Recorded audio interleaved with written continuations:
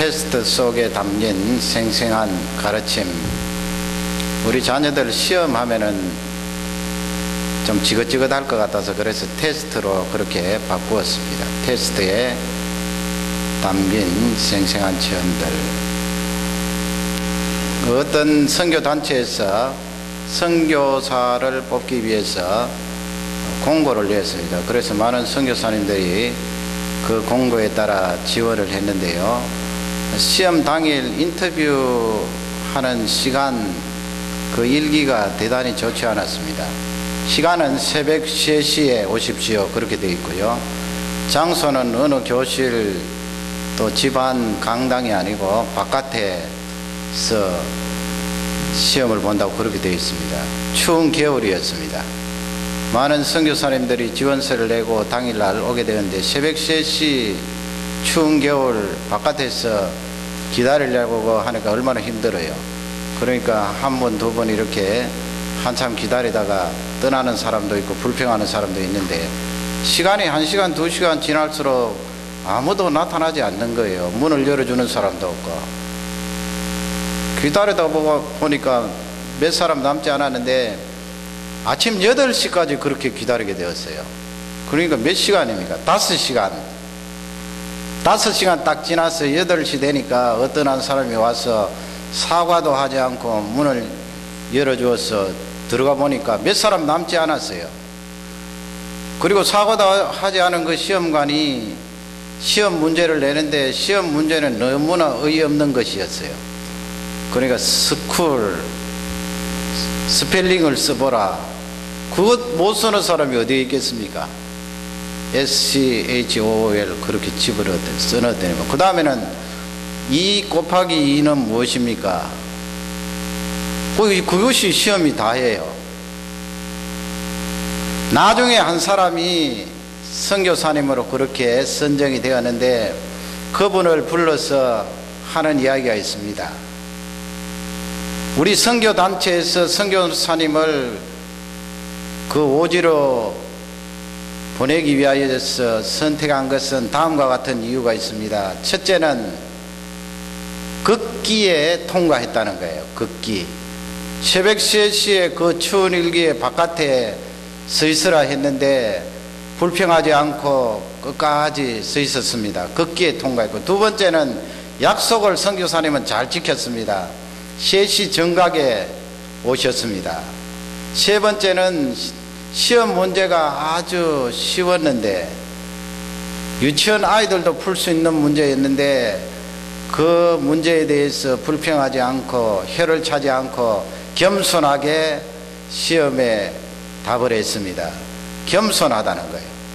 그리고 3시부터 5시까지 5시간 추운 일기 가운데 기다리셨으니 인내를 통과했습니다.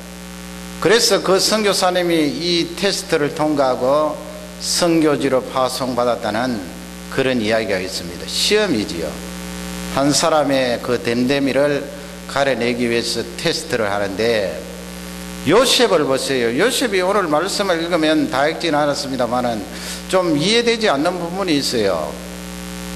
자기가 이렇게 속여서 언잔을 집어넣고 또 형들을 다시 불러들여서 막 구정을 하고 베냐민을 사로잡고 하는 그런 내용이 나와 있는데, 이 내용이 무엇인가? 이것은 테스트예요. 테스트.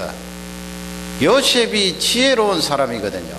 그냥 할 일 없이 형들을 보냈다가 불렀다가 베냐민을 잡았다가 이렇게 한 것이 아니고 형들을 향하여서 시험한 거예요. 그 시험은 바로 테스트입니다. 하나님께서도 우리를 향하여서 이렇게 테스트를 여러분 종종 하십니다. 그 테스트를 잘 통과하면은 점수를 따요.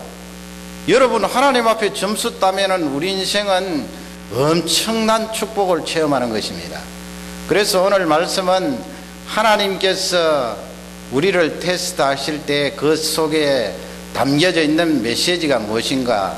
물론 본문은 요셉이 형들을 시험한 내용이지만은 흡사하거든요. 하나님께서도 이렇게 비슷하게 우리를 테스트하는데 그 내용을 가지고 은혜를 받기를 원합니다. 첫 번째는 하나님께서 우리를 테스트하실 때는 관계를 다지자 하는 그런 가르침이 있습니다.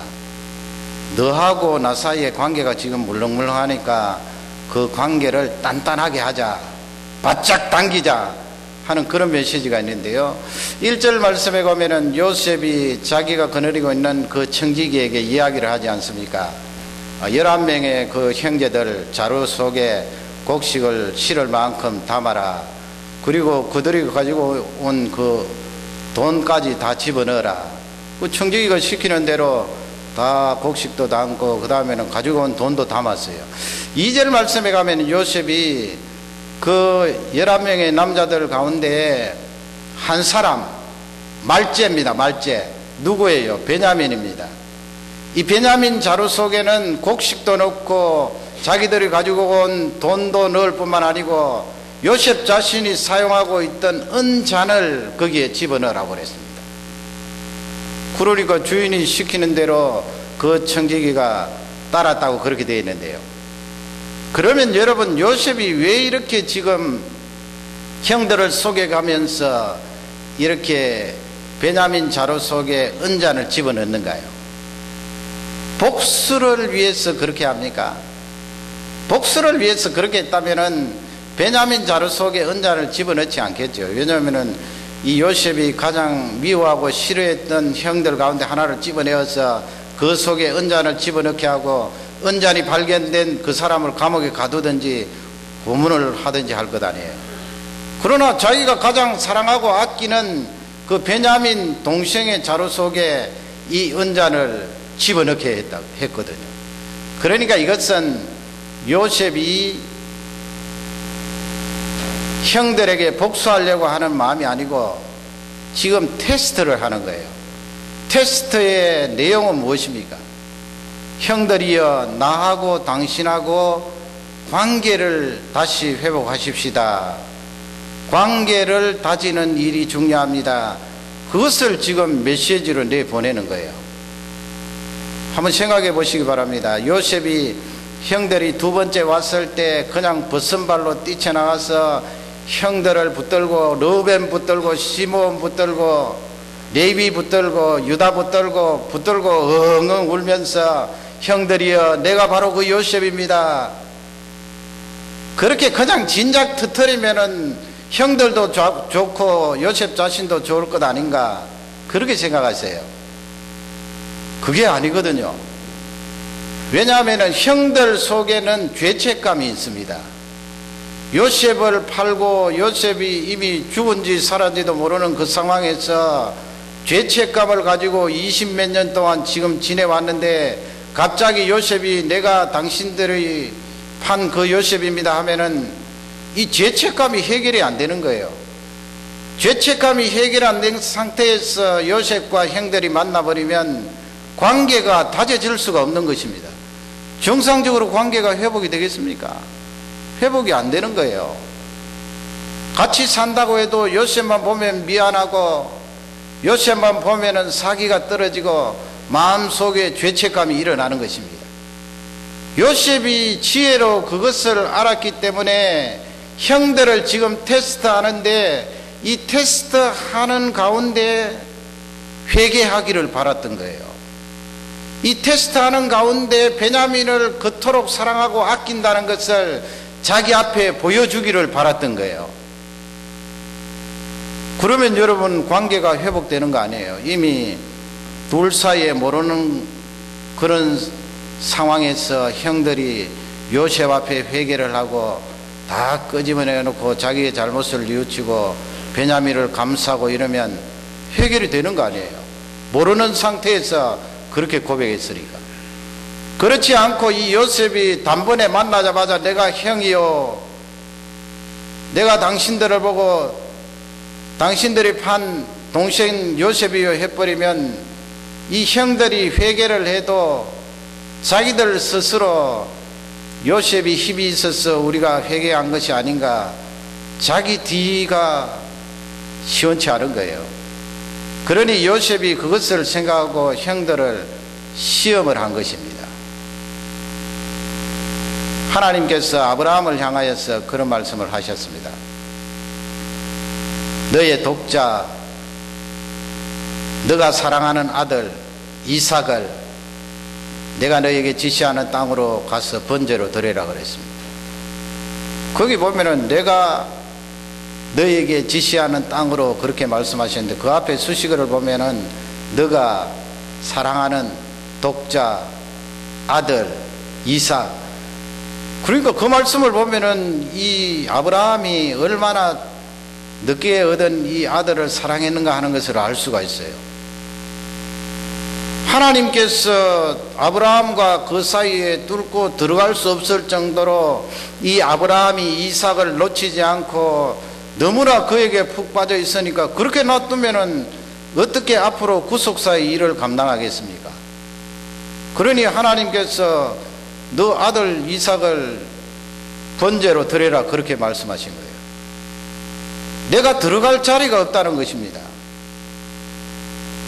그래서 아브라함을 하나님께서 시험하신 것은 아브라함과 하나님 사이의 관계를 다지기 위하여 시험을 하신 것입니다. 어떤 교역자가 설교를 하고 있는데 7살 난 아이가 교역자 방에 들어와서, 그렇지 않겠습니까? 이 토요일 되면 교역자들이 열심히 설교 준비하는데 아이들은 놀고 싶으니까 아빠 앞에 와서 아빠 나랑 놀아요 그러는데, 아니 설교 준비를 해야 되니까 얘야 오늘 토요일이다 바깥에 나가서 좀 너 혼자 놀든지 친구들하고 놀아라 그랬는데, 이 아이가 눈을 똑바로 뜨더니만은 아빠를 바라보면서 아빠는 가족을 더 사랑하세요 하나님을 더 사랑하세요 그렇게 물었어요. 그러니까 설교를 준비하는 교역자는 당연히 나는 가장 먼저 하나님을 사랑한단다 그러니까 이 사랑하는 자녀가 뭐라고 대답하는가 하면은, 아빠 그러지 마세요. 아빠는 하나님을 더 사랑하는 것이 아니고 가족을 더 사랑한답니다.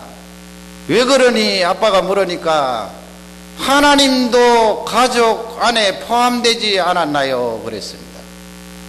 그렇지요 여러분, 하나님도 우리 가족 안에 포함되어 있지요. 다 그렇게 생각하지 않습니까? 나 자신이 있고 아내가 있고 자녀가 있고 친척이 있고 부모님이 계시고 하나님께서 그 속에 들어와서 한 가족으로 우리가 하나님을 모시고 섬기는데, 그러나 하나님께서 테스트 하실 때는 한 가족 안에 하나님이 계셨는데 하나님을 자꾸 밀쳐내거든요. 밀쳐내어서 그 가족 안에 하나님께서 계시지 못하도록 가족 바깥에 모시고 있으니까 하나님께서 가만히 계시지 않지요. 테스트를 하는 것입니다. 아브라함아, 내가 너희 사라도 있고 너도 있고 이삭도 있는데 내가 그 속에 들어가지 못하고 너희들 공동체 바깥에 지금 있네. 그러니 너는 사랑하는 아들 이삭, 독자 이삭을 번제로 드려라. 하나님께서 테스트 하신 거예요. 여러분, 우리는 인생을 살아가면서 하나님께서 나를 시험하실 때가 있습니다. 나를 망하게 하시려고 시험하시는 것이 아니지요.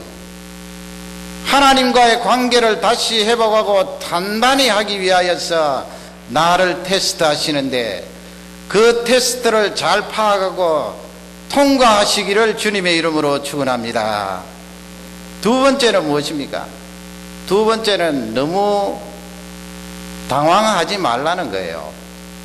하나님께서 우리를 테스트하실 때 죽어가는 사람처럼, 이 세상이 끝난 사람처럼 그렇게 당황해 하지 말라는 것입니다. 하나님께서 내가 너를 지금 테스트하고 있어. 너무 당황해 하지 말라. 이 테스트를 마치고 나면 아름다운 선물이 너에게 주어질 것이고 너의 그 믿음이 돈독해질 것이라고 하는 메시지예요. 그러니 여러분, 우리는 어떤 테스트에 접할지라도 당황해 할 필요가 없는 거예요. 그 모자이크 화가도 뭐 여러 가, 요즘은 뭐 비디오 화가도 있습니다만, 모자이크 화가라고 제임스 톤 힐이라는 이름도 어려운 그런 화가가 유럽에 있었는데요. 런던에 있는 세인트 폴이라는 교회를 건축을 해놓고 거기에 이 모자이크 화가가 이제 그림을 새기게 되는데, 큰 교회 빌딩에다가 그렇게 그림을 새기려고 하니까 비계를 짜놓고 거기에 올라가서 이제 작업을 하는 거예요. 위험한 일 아니에요. 이 화가는 몸에 밧줄을 붙들어 매지도 않고 그냥 올라가서 작업을 하는데 그 일을 도와주고 있는 사람이 가만히 보니까 대단히 위험해요. 왜냐하면 정신없이 지금 몰두하여서 모자이크 붙이고 있는데 지금 한 두 발짝 세 발짝 더 옆으로 나가면은 떨어지는 거예요. 비계 아래쪽으로. 고함을 지르자니 고함 질러서 깜짝 놀라면 또 떨어질 것 같고, 그래서 그 아래쪽에서 이 사람이 일을 도와주고 있다가 페인트통을 거기 그림 붙여놓은 데다가 확 던져서 페인트통이 거기에 떨어질 때 물감이 팍 퍼져서 이 제임스라는 화가가 놀라지 않겠어요? 앞쪽에 터지니까 그것을 보고 이제 앞쪽으로 나아가서 생명을 건졌어요. 그러나 이 사람은 정신이 없어서, 아니 누가 이렇게 내가 이 붙여놓은 그림에다가 페인트를 던졌나 해서 화가 잔뜩 나 있는데 아래쪽에 있던 사람이 그 떨어지는 그 끝부분을 가르치면서 당신이 나 때문에 살았다는 사인을 보냈어요. 그래서 이분이 감사를 했지요. 하나님께서 우리를 시험하실 때 그런 장면이 있을 수가 있어요. 내가 정성을 들이고 시간을 투자하여서 잘 장만한 그 일인데 거의 완성되어 가는데 갑자기 하나님께서 페인트를 팍 던져서 그 일을 중단시키는 때가 있거든요. 우리는 떨어지는 것도 모르고 그냥 조금 더 가면 떨어져서 죽을 텐데, 그러나 그 페인트 묻은 것만 바라보고 망가진 그림만 바라보고 그냥 하나님을 원망하고 불평하는데, 하나님께서 전체적으로 보여주시면 나를 살려주신 거예요. 나를 보호해 주신 거예요. 그러니 하나님께서 우리를 테스트할 때 너무 당황스러워하지 말라는 그런 메시지예요. 당황하면 안 되겠지요. 10절 말씀에 가면 이제 그 요셉의 청지기가 이야기를 하거든요. 그 형들이 그 10절 앞쪽에 보면 뭐라고 말하는가 하면은, 만일에 주인이 쓰던 그 은잔이 누구의 자루든지 자루 속에 발견이 되면 우리를 죽여주시고 발견된 그 자루 임자는 당신들의 종이 되겠습니다. 그렇게 이야기하니까 10절에 이 청지기가 받아서, 그러면 너희들의 말대로 만일에 그 은잔을 발견하면 그 사람은 우리의 종이 될 것이고 나머지 사람들은 부재하리라, 그런 말을 하잖아요. 그러니까 주섬주섬 이 요셉의 형들이 베냐민을 포함해서 자루를 푸는데 12절 말씀에 가면은 연령별로 그렇게 자루를 검사하지 않아요.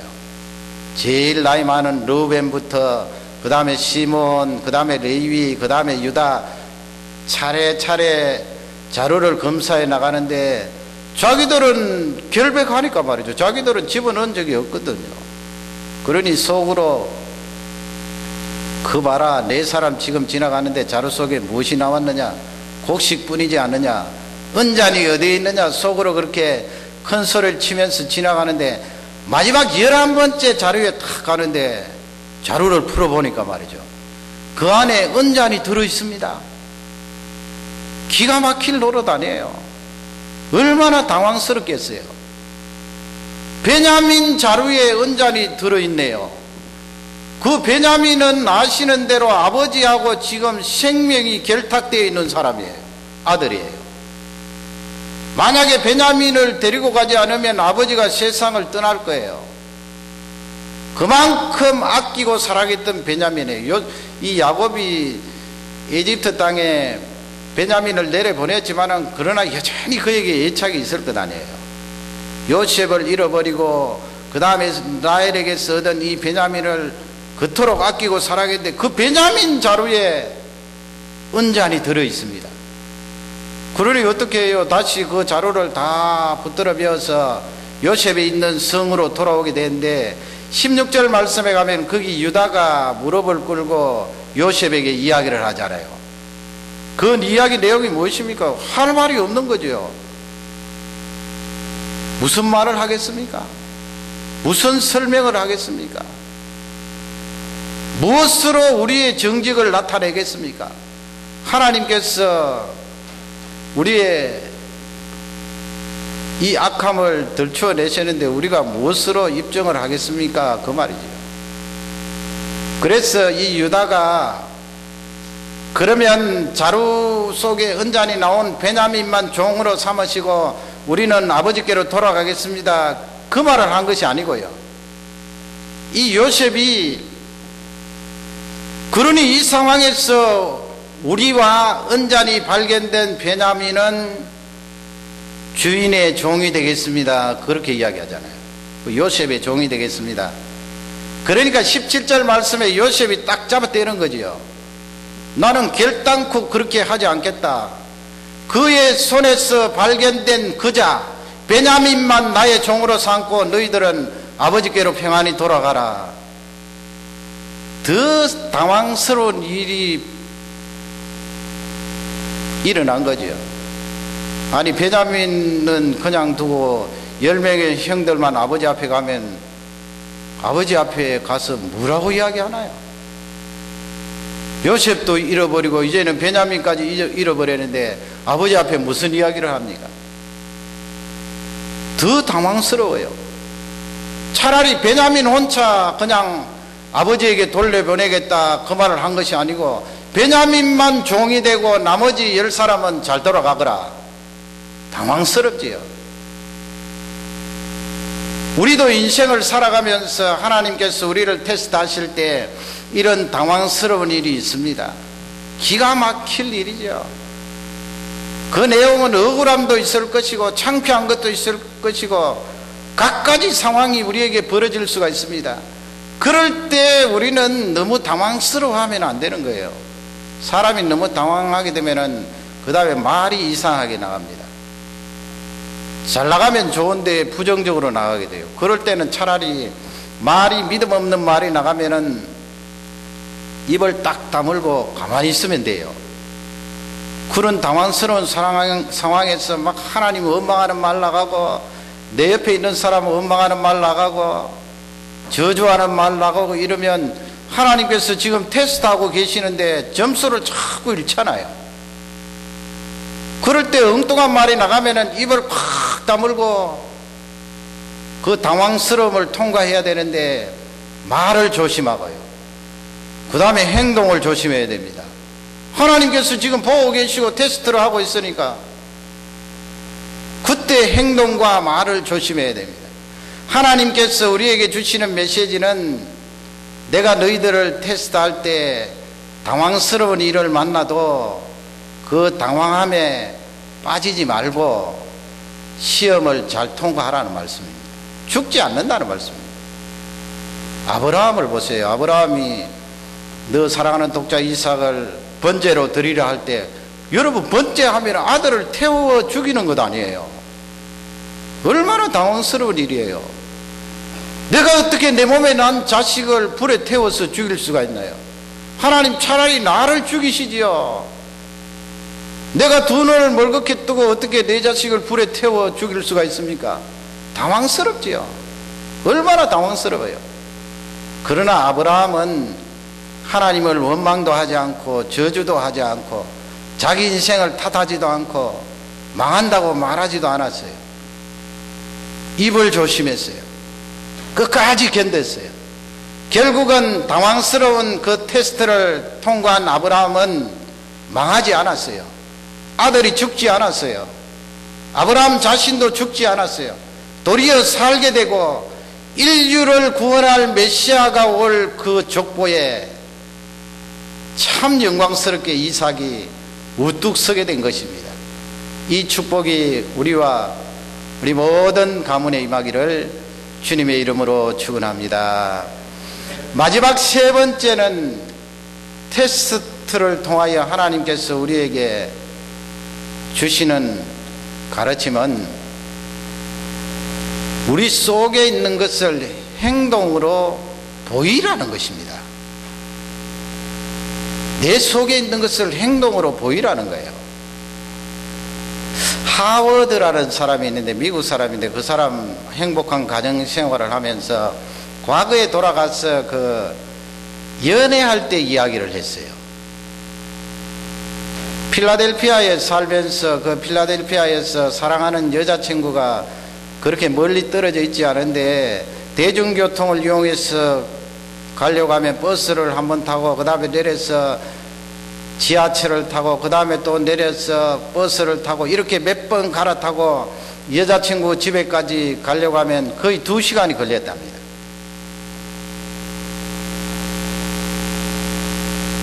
그 2시간 걸리는 거리를 늘 즐거움으로 방문하곤 했는데 한 번은 식사를 마치고 나서 자기 집에서 이렇게 나와 계단으로 탁 내려가고 있는데 할머니가 뒤쪽에서 부르는 거예요. 하워드, 아니 오늘 설거지 해줘야지, 설거지 해주고 가야지. 그러니까 이 하워드가 할머니 말씀을 받아서 할머니 미안해요, 설거지 할 수 없어요. 그리고는 종종 걸음으로 사라졌네요. 그러면 이 하워드가 2시간 가서 여자친구에 가서 필라델피아 저쪽 끝에 가서 여자친구 집에 가서 무엇을 했을까요? 거기서 설거지를 했네요. 그래서 이 친구는 여자친구 그 집에 방문할 때마다 설거지를 쫙 해주는데 나중에 결혼을 하고 나서 그 여자친구가 이제 부인이 되었는데 그 과거를 회상하면서 고백하는 말이 무엇인가 하면 그 설거지 해주는 여자친구를 위해서 설거지 해주는 그 시간이 그렇게 달콤하고 좋았다는 거예요. 그 여기 우리 자녀들 그렇지 않겠어요? 왜 그렇게 달콤하고 좋았을까요? 내가 그 아가씨를 사랑하니까 그러죠. 사랑하니까. 사랑하는 마음이 있는데 그 사랑한 마음을 무엇으로 표현했어요? 아니 너는 손에다가 물을 묻히지 말고 내가 물을 묻힐게 해서 설거지를 해준 거예요. 사랑하는 마음을 설거지 해주는 그 행동으로 표현한 거예요. 여러분 이제 월데일 리시 설거지 이렇게 당번이 있던데 제가 그거 보고 지금 말씀드린 거 아니에요. 지금 본문을 설명하기 위해서 이 내용을 예화로 드는데요. 우리가 그렇지 않습니까? 하나님은 중심을 보시는 하나님이다. 하나님은 내 마음을 다 아시오. 그렇죠. 하나님이 내 마음을 모르실 거 있나요? 그 하나님께서는 사람은 사람 중심 몰라도 하나님은 내 중심 화리 알고요. 내가 생각하고 있는 거, 내가 지금 마음 먹고 있는 거 다 아신다고요. 그렇게 다 아신다고 생각하고 어떤 분은 그런 말을 해요. 하나님 내 사정 다 아니까 그냥 하나님 내가 아시잖아요. 내 사정 아시잖아요. 내 마음 아시잖아요. 그래서 그 말을 하면서 의자에 털썩 앉으면서 그 다음에는 뭘 잘라 먹는가 하면은 자기가 행동해야 될 것은 잘라 먹거든요. 그리고 하나님 제 마음 잘 아시지요. 제 생각 잘 아시지요. 제 정성 잘 아시지요. 그리고는 자기가 하나님 앞에 해야 될 그 행동은 잘라 먹으니까 하나님께서 우리 마음을 아시지만 하나님이 요구하시는 것은 우리의 이 행동을 요구하시거든요. 거꾸로 말씀드리면 하나님은 우리 마음을 아시기 때문에 너 그 마음에 가지고 있는 내용을 행동으로 한번 보여봐라 이 말씀이에요. 속을 보여봐라. 그래서 여러분 절대로 이쪽 한쪽만 강조하시면 안 되거든요. 하나님 내 속을 아시지요. 내 마음을 아시지요. 이것만 자꾸 강조하고 이쪽에는 떼먹어버리면 그러면 너 그 속에 있는 마음을 무엇으로 입증을 할래? 그러면 내가 할 말이 없는 거예요. 우리 하나님은 마음을 아시기 때문에 바깥으로 드러난 행동을 보시기를 원하세요. 그걸 다른 말로 바꾸면 영광 받으신다 그래요. 영광 받으신다. 너 속에 있는 마음을 내 앞에서 그렇게 표현해주고 드러내주니까 내가 영광 받는다. 그렇게 말씀하시거든요. 영광 받는다. 속의 것을 드러내어서 환히 보여주시기를 바라요. 요셉이 테스트한 내용이 그런 맥락이거든요. 복수가 아니고요. 30절 3절, 3, 4절 그렇게 나오는데요. 어떤 신학생이 시험을 치는데 답안지를 작성하려고 시험 문제를 보니까 까만 것은 글씨고 흰 것은 종이에요. 그래서 그 답안지를 어떻게 메꾸었는가 하면, 교수님, 나는 모르지만 하나님은 다 아십니다. 그렇게 딱 쓰고 냈는데 교수님이 그걸 딱 받아서 뭐라고 했을까요? 하나님은 만점 다 아시니까 너는 F학점, 빵점. 다 아시는 하나님인데 우리에게 요구하시는 것은 우리 속에 있는 그 마음을 바깥으로 들춰내서 표현해 주기를 원하세요. 여러분, 이 예배도 그런 맥락이거든요. 우리가 믿음을 가지고 있으면 이 주일날 다른 데 가지 않고 이 주일날 예배에 나와서 하나님 눈으로 뵐 수는 없지만 하나님, 내가 하나님 내 속에 하나님을 사랑하고 하나님을 모십니다. 그 믿음이 있습니다. 무엇으로 알고 물으면 이 예배에 나와서 예배 드리잖아요. 하나님 찬양 드리잖아요. 말씀 듣잖아요. 기도하잖아요. 그렇게 행동으로 바깥에 보여주기를 원하세요. 그러면 영광 받으시는 거거든요. 30절 말씀에 가면은 거기 유다가 요셉에게 간곡히 이야기하지 않습니까? 그러니까 아버지의 생명과 이 베냐민 생명은 결탁이 되어 있습니다. 끈으로 꽁꽁 두 사람을 묶은 것처럼 그 생명이 하나라고 보면 됩니다. 하나가 될 수 없지만은 유다가 이렇게 간곡히 부탁을 하는 거예요. 그런데 주인이시여, 우리가 가나안 땅으로 돌아갔을 때 베냐민이 우리 옆에 없으면 31절 말씀에 가서 아버지가 베냐민 없는 것을 보고 죽으리다 그랬는데, 어떤 번역에 보면 숨이 넘어갑니다 그랬어요. 숨이 넘어간다고요. 숨이 그냥 넘어가다가 죽는다. 그래서 하반절에 보면은 그 늙은 머리로 슬피 울면서 음부로 데려갈 것입니다. 그런 고백을 했죠. 지금 요셉이 그 이야기를 듣고 마음의 감동을 받고 있는 거예요. 원래는 요셉이 형들의 마음을 잘 몰랐잖아요. 하나님 같으면 알겠지만은, 대충 짐작은 했지만은 잘 몰랐는데, 유다가 지금 이야기하는 거 보니까 아버지를 이야기하고 베냐민을 이야기하는데 막 강조해서 이야기하잖아요. 아버지와 베냐민의 사이는 한 생명입니다. 그러니 그 마음을 몰랐던 요셉이 들추어내서 지금 말로 표현해주고 실제 행동으로 보이니까 감동을 받지 않을 수가 없는 거예요. 감동 충만이에요. 그리고 33절, 34절 말씀해 보면은 33절이 클라이막스예요. 유다가 무엇이라고 이야기합니까? 내가 이 아이를 대신해서 종이 되겠습니다. 그렇게 말하잖아요.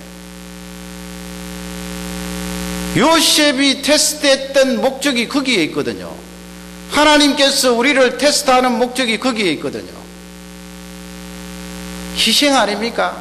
옛날에는 네 동생 밉다고 그냥 꿀밤 주고, 야 저기 꿈쟁이가 오네 하면서 형들이 쑥덕쑥덕해서 요셉이 도착하자마자 꽁꽁 묶어서 웅덩이에 집어넣고 너 죽으라 했던 형들이 지금 베냐민을 놓고 베냐민이 종으로 팔리려고 하니까, 주인이여, 내가 대신 저 베냐민을 위하여서 종이 되겠습니다.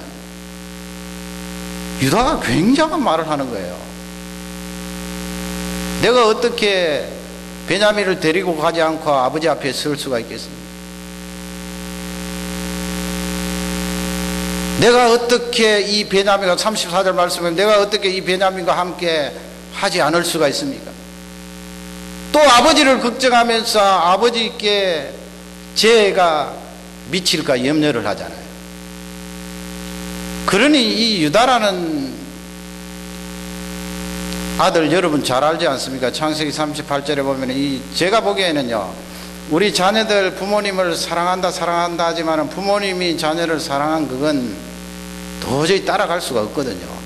상담을 해보면은 부모님 세상 떠난 것에 대하여는 오래 안 가요. 보면은 부모님에 대해서 이야기하면서 너무 슬프다고, 부모님이 나에게 이렇게 잘해 주셨어요 하면서 상담을 하는데, 그거 보면은 몇 개월 아니면은 몇 년이지 오래 안 가더라고요.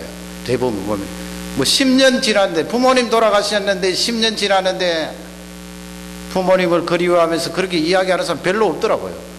그런데 보세요, 자식이 먼저 세상 떠나면 부모님들은 어쩐지 아세요? 10년 아니에요, 20년 아니에요. 어떤 분들은 80년 80 몇 살까지 살았으니까 그렇지, 100살이면 100살 넘었으면 100년이에요 100년 기억하고 100년 마음 아파한다고요. 그런데 이 유다는 어떤 사람이에요? 유다는 자식 아들 둘 잃었잖아요. 여러분 잘 아시죠? 아들 둘 잃었어요. 부모님 앞서, 유다 앞서 세상을 떠났으니까 이 유다라는 야곱의 아들은 자식 잃은 슬픔을 안다고요. 그러니까 아버지 야곱이 요셉을 잃고 크게 슬퍼한 것 이해를 하고 공감을 하거든요. 다른 말로 바꾸면 인간이 된다는 거예요. 인간이 자기가 자식을 잃어보니까 요셉 잃은 아버지가 얼마나 슬플까, 인간이 되는 거예요. 사람은 겪어봐야 인간이 되지. 그러니 자기가 자식을 둘이나 잃어보고 그 가슴 아파하고 통안해하는 그 마음을 가지고 요셉 앞에 지금 아버지를 변호하잖아요. 내 아버지 야곱이 요셉을 잃어버렸는데, 그 요셉 잃어버리고 베냐민까지 잃어버리면 그 연세 많은 흰머리를 가지고 무덤 속에 슬피 울면서 들어갈 것입니다. 주인이여, 내가 대신해서 종이 되게 해주십시오. 그러니까 만점이죠. 요셉이 봅니까 그 속에 있는 것을 덧추어내서 행동으로 표현하는데 만점이에요. 만점. 100% 통과해요. 하나님께서 우리를 테스트 하실 때도 마찬가지예요. 하나님 우리 마음 아세요. 우리 생각 아세요. 그래서 지난 금요일에도 보면은 그 예수님 지나가실 때 나병 환자 10명이, 고름이 질질 나는 나병 환자들이 멀찌감치서 예수님 불렀잖아요. 예수 선생님이여, 그 예수 선생님이여 우리를 긍휼히 여겨주옵소서 할 때, 예수 선생님이여 그 말씀 속에는 저희들은 종입니다, 예수 선생님이여 주인이시여 말씀만 해주시면 그대로 하겠습니다, 고쳐달라는 말씀인데요. 예수님께서 그 누가복음 17장 14절에 보면은요, 너 단번에 나음을 받아라 그렇게 하시지 않았거든요. 여러분 금요일날 참석해 보셨으면 뭐라고 말씀하셨습니까? 너희들 제사장들에게 가서 너희 몸을 보이라 그랬지 않습니까? 아니 지금 진물이 나고 나병균이 득실거리고 여전히 나병 환자인데 예수님 죄가 어떻게 제사장 앞에 가서 보입니까? 근데 성경에 보면은 14절에 보면은 가다가 깨끗해진지라 그랬어요. 가다가.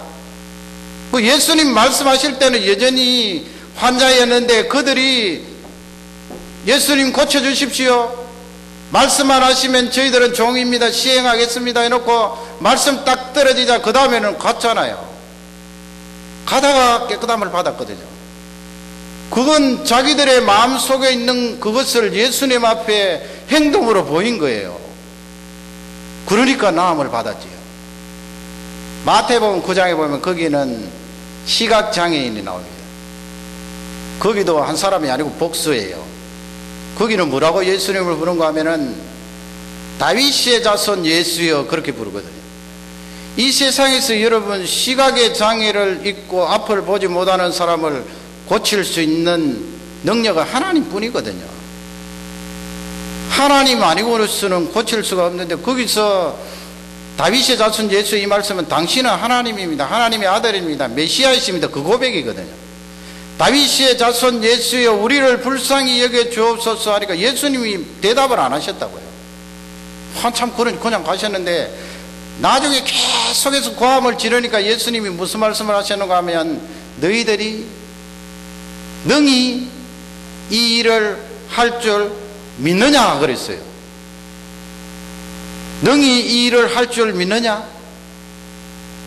그러니까 장애인 너희들 마음속에 고쳐주옵소서 말하는 그 마음속에 있는 그것을 바깥으로 한번 보여봐라 이 말씀 아니에요. 보이는데 다른 행동으로는 보일 수가 없으니까 말로 한번 고백해봐라 이 말씀이에요. 말로라도 한번 표현해봐라. 그러면 내가 고쳐줄게. 그래서 그 장애인들이 보게 되지 않았어요. 시각이 열린 거예요. 그래서 여러분, 우리는 하나님 아버지 저에게 이렇게 해주면 제가 하겠습니다. 그렇기 때문에 함부로 서약하지 마라 그러지요.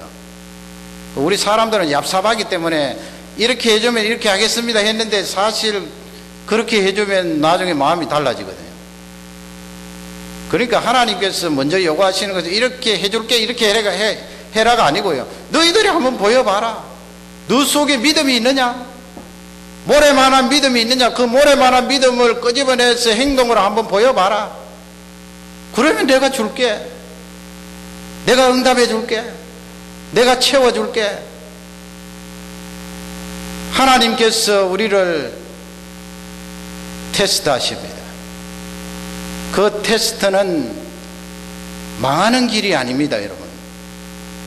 멸망하는 길이 아니에요. 당황해 하지 마세요.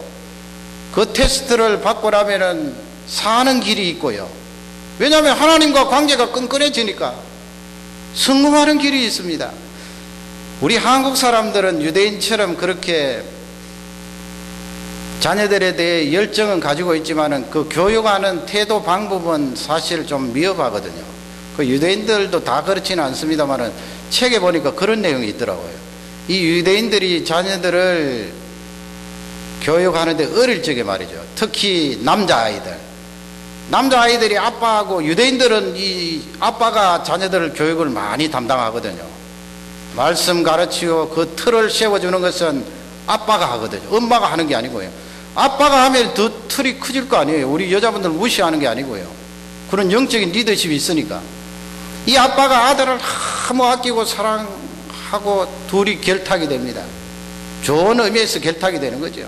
그 아빠 아들 이렇게 성장을 하는데, 그러니까 그 어린 아들이 아빠를 얼마나 좋아하고 따르고 그렇게 하는데, 이 아이가 조금 성장했을 때 어느 순간 이 아이를 아빠가 확 밀쳐내요. 사정없이 밀쳐내요. 행동으로도 그렇고 마음으로도 그렇고 밀쳐내버려요. 정남이가 뚝 떨어질 정도로 밀쳐내요. 저를 포함해서 우리 한국 부모님 같으면 그렇게 쌀쌀맞게 못하겠지요. 그러나 그 사람들은 그런 내려오는 교육의 전통이 있기 때문에 그렇게 밀쳐내는데, 그러니 아들이 갑자기 돌변한 아빠의 태도를 보고 얼마나 놀라겠어요. 충격을 받는 거예요. 그리고 또 이 시간이 좀 지나고 나서 아들이 다가오면 또 밀쳐내요. 이 아들이 충격을 받는 거지요. 놀라는 거지요. 그것을 몇 번 되풀이하고 나서 그 다음에 이 아들에게 교육을 하는데 뭐라고 교육을 하는가 하면, 아들아, 물론 그 밀쳐냈던 것을 다 이렇게 회복시키고 따뜻하게 해주지요. 그러나 가르치는 교훈이 있어요. 아들아, 이 세상에 사람을 의지하지 마라. 너 심지어 아빠까지도 의지하지 마라. 사람 의지하면 안 돼. 아빠, 그러면 나 누구 의지하고 살아요? 하나님 의지해라. 너 아빠를 의지하지만 아빠도 힘이 없을 때가 있어. 너에게 도움을 못 줄 때가 있어. 너를 사랑하지만 너를 영원토록은 사랑할 수가 없어. 나도 한계가 있어. 그러므로 하나님을 의지하라. 하나님을 의지하는 테스트를 위하여 너를 밀쳐낸 거야. 그러니 그 아이들이 성장하면 보통 아이들이 안 되겠지요, 여러분. 가히 상상을 할 수 있는 거예요. 하나님께서 우리를 테스트하실 때 정남이가 뚝 떨어질 정도로 당황스러울 때가 있을 거예요. 과연 하나님이 나를 사랑하시나 싶을 정도로. 그러나 절대로 그렇게 말하지 말고, 당황스러워하지 말고 내 속에 있는 마음을 보이세요. 입을 털어박고 하나님이 원래 나에게 주신 믿음이 있잖아요. 그 믿음을 고백하면서 하나님 앞에 행동으로 보이면 하나님께서 나에게 그 시험을 통하여 큰 은혜를 더해 주세요. 큰 복을 허락해 주세요. 이 말씀이 우리에게 축복이 되기를 주님의 이름으로 축원합니다. 우리 다 같이 기도하겠습니다. 말씀을 생각하면서 기도하겠습니다. 하나님이 우리를 테스트하실